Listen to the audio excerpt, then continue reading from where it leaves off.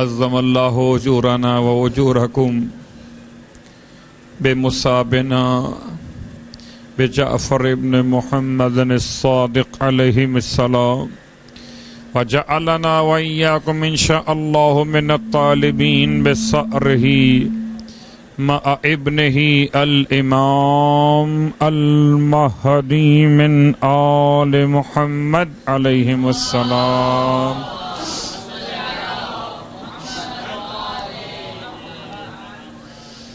انا للہ و انا الیہ راجعون.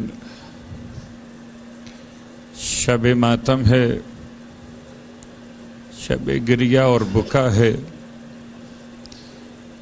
اس کی شہادت کی شب ہے جس نے ہمیشہ انسانیت کی بھلائی کے لیے امور کو انجام دیا، جو مدینہ منورہ میں راتوں کو سونے والوں کے سرہانے روٹیاں تقسیم کیا کرتا تھا.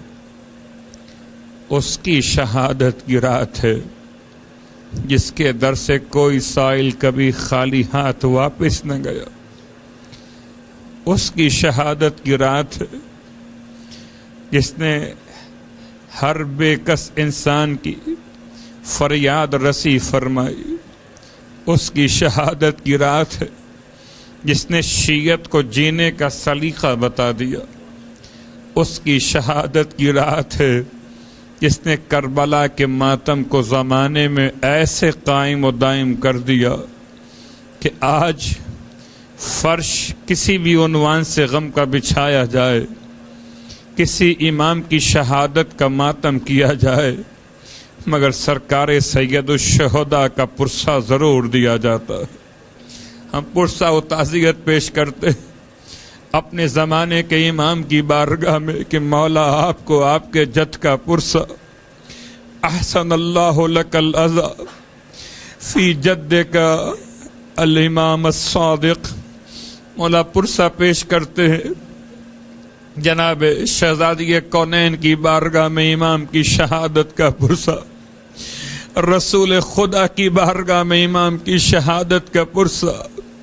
یتیم ہو گیا اس موسی کاظم جیسے معصوم امام کی بارگاہ میں اس امام کی شہادت کا پرسہ جسے 65 برس کی عمر میں زہر کی شدت کے ساتھ شہید کیا گیا. اور کتنے دن مزید زندگی گزارتے میرے مولا. 65 برس کی عمر ہو رہی تھی مگر ظالموں نے اس پر بھی اس طرح سے امام کو زہر دیا کہ آج تمام جہان کے تمام صاحبان ایمان اپنے امام کے ماتم کے لیے جمع ہوئے پرسہ پیش کرتے ہیں. جناب حمیدہ خاتون کی بارگاہ میں امام کی شہادت کا پرسہ. اے خدا، یہ مجلس شہادت امام صادق ہے، رات کا وقت ہے، روشنی کا انتظام ہے، لیکن ہائے قبر امام جعفر صادق. رات کا اندھیرا مدینہ منورہ میں ہے، سارے شہر میں روشنی ہے، لیکن قبر امام جعفر صادق پر اندھیرا چھایا ہوا ہے. ارے جب کوئی جنازہ جنت البقیع میں لایا جاتا ہے، اس جنازے کے اعزاء اور احباب جنازے کو کاندھا دیتے ہوئے قبرستان میں آتے ہیں.